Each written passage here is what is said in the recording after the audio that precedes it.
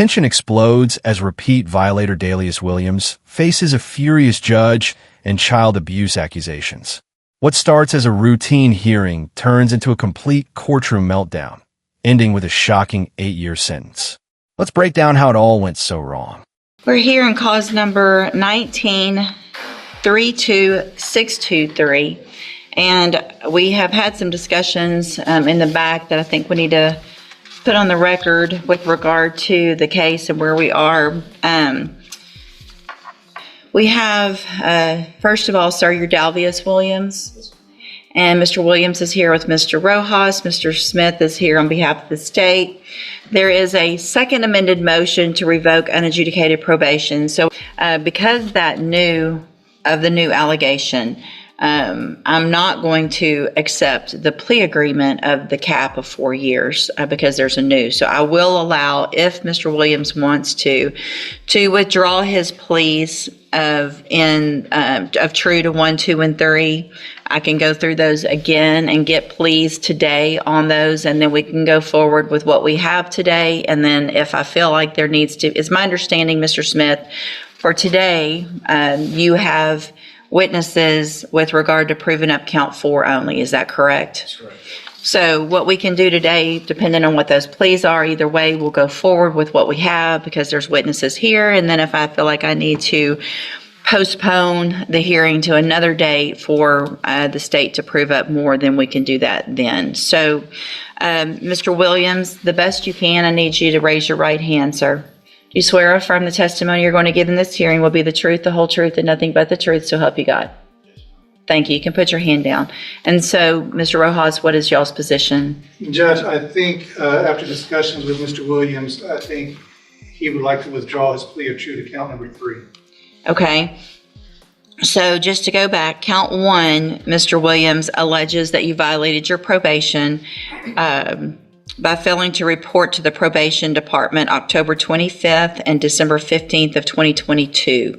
You had previously pled true that was true. And do you want to continue to plead true to that count? Okay. And then count 2 alleges that you're behind in your court assessed fees as of January 4th of 2023 in the amount of $3,638. You previously pled true to that count. And do you want to continue with your plea of true to count 2? Count 3, which was in the added in the first amended motion, alleges that you committed the offense of evading arrest or detention July 14th of 2024. You had previously pled true to that count, and do you want to change your plea of true in that count? You want to change your plea to not true? Okay, so we'll enter a plea of not true to that count. And Mr. Smith, I know you weren't prepared, I guess, for that, but have y'all had any contact with the officer? I would think that would be a one witness.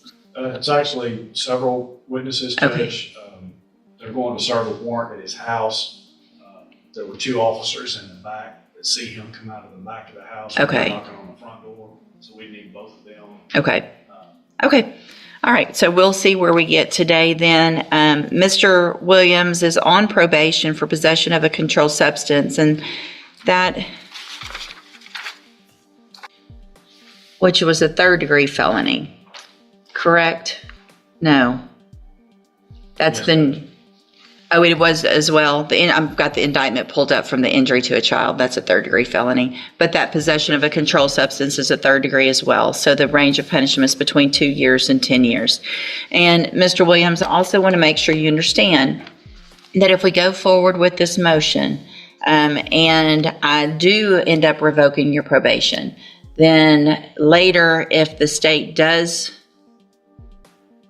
prove, so we have the injury to a child, that new case, if you're found guilty in that new case, then the punishment could be stacked. Do you understand?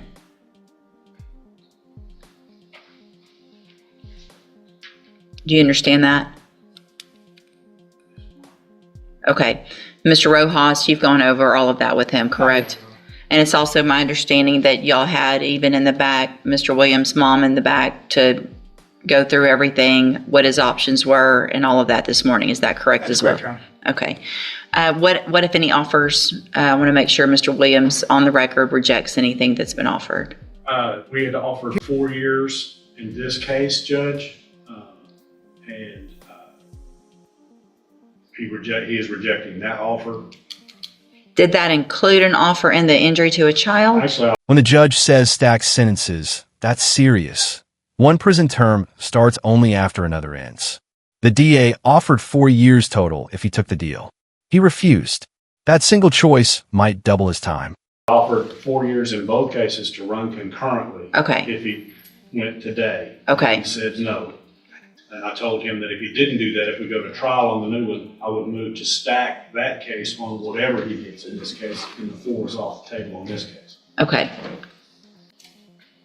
I apologize, Judge, and I didn't hear what the last part. Did Mr. Smith talk about the 4-year offer for today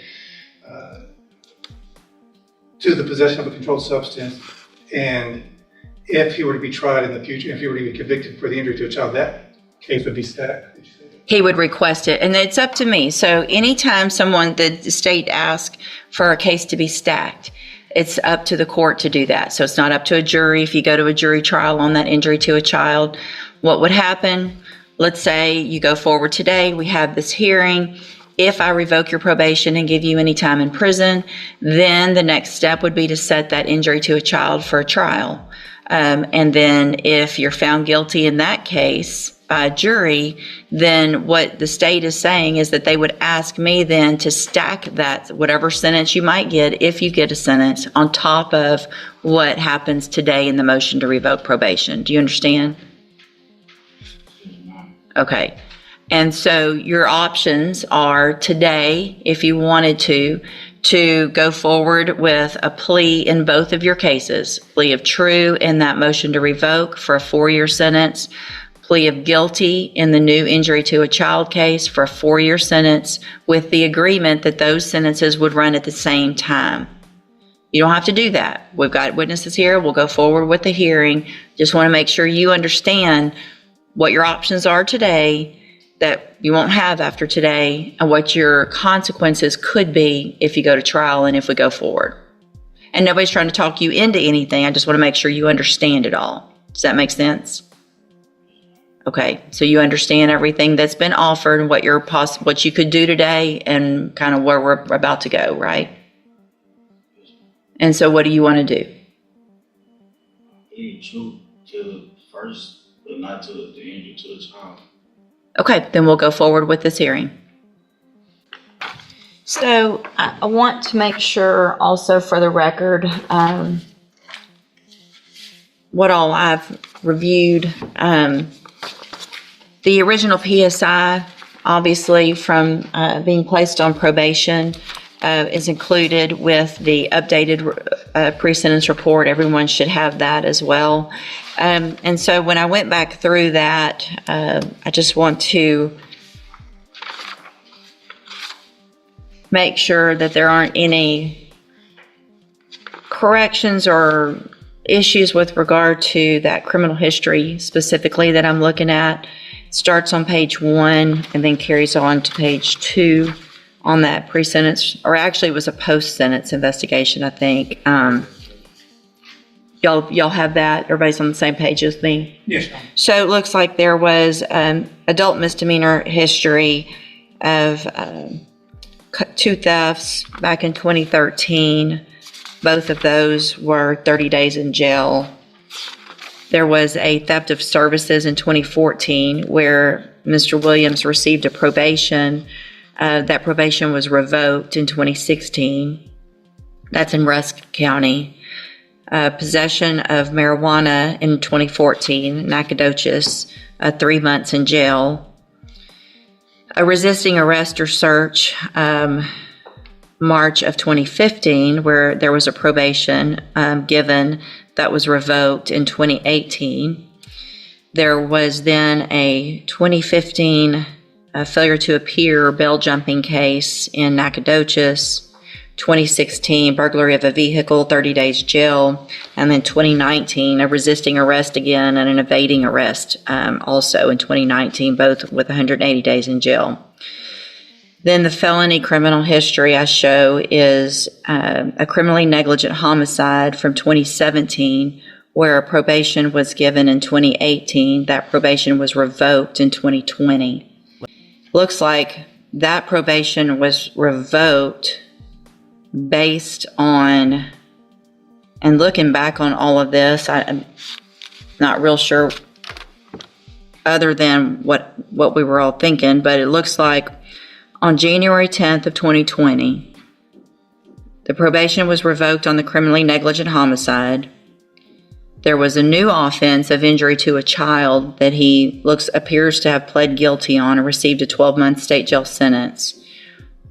There was another offense, new offense, from January of 2019, an attempt to take an officer's weapon, also same disposition date of January 10th of 2020 for the 12 months in the state jail. And then there was this possession case that we're here from that same date. So it looks like he took some time on a couple of things and then got probation on the possession. Is that everybody on the same page as that? Yes, Your Honor. I did look back. I think because I have this information, I don't think it's necessarily improper for me to look at some of the information based on those cases. I do have a question specifically with regard to the injury to a child from 2020 that he pled guilty on. What is the relationship with, that was the victim in that offense? It's a stepson, Your Honor. So Ms. Broussard has other children Yes. that are not from Mr. Williams. At least one, Your Honor, yes. So when we went back through, Mr. Williams entered pleas of true to counts 1 and 2. So I am going to find, based on those pleas, counts 1 and 2 true. Count 3 entered a plea of not true, as well as on count 4. I am going to find, based on the evidence presented today with regard to count 4, that there is sufficient evidence to find count 4 true. And at this time, I am going to find count 4 true. I understand everyone's position. I think with regard to, there'd be different evidence, I would think, and probably more potentially at a trial. I'm not required to look at all that. And obviously the level of the burden is different. So count 4 is true. Mr. Rojas, you may proceed with argument. Judge, when we did the initial plea, we got the updated PSI report. And they were recommending that if probation were to be granted of ISF. Obviously, that can't happen with a new charge pending. He does have this new injury to a child that after speaking with the family, I don't think he's going to be able to bond out even if you were to keep him on probation.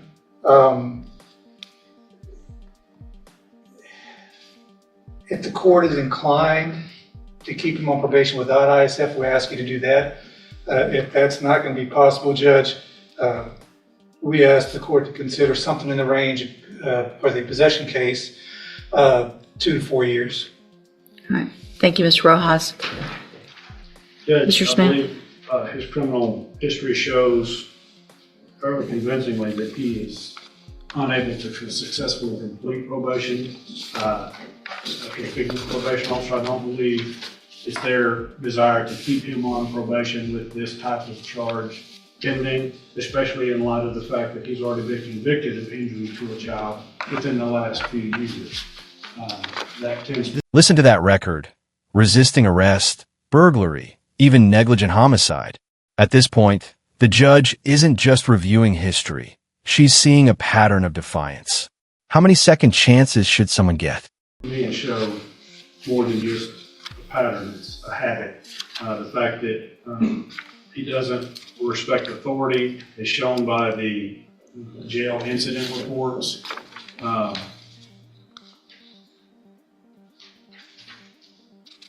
feel like he needs to be revoked in this particular case, and we're asking for no less than 5 years, somewhere between 5 and 10 years. as punishment, this particular possession. Thank you. And also, just for the record, everybody has those jail incident reports. Those were provided. I've reviewed those as well. Mr. Barksdale's here. Mr. Barksdale, do you, the probation officer, do you have anything to add at this point with regard to your position? No, ma'am, I concur with the district attorney. Okay. Thank you, sir. Mr. Rojas, I would give you an opportunity if you want to. We can ask Mr. Barksdale to come if you have any questions of him. No, Judge. Okay. And Mr. Williams, you're 30 years old? You just turned 31. So I appreciate that you have support here and people here to support you, but your behavior to me tells me that you shouldn't be around any children, much less your own. Whatever is happening with you when you're getting angry at these children with what you're doing, because it's the same. This appears to be the exact same type of incident that you pled guilty for a few years ago when I put you on the probation for the possession. And this,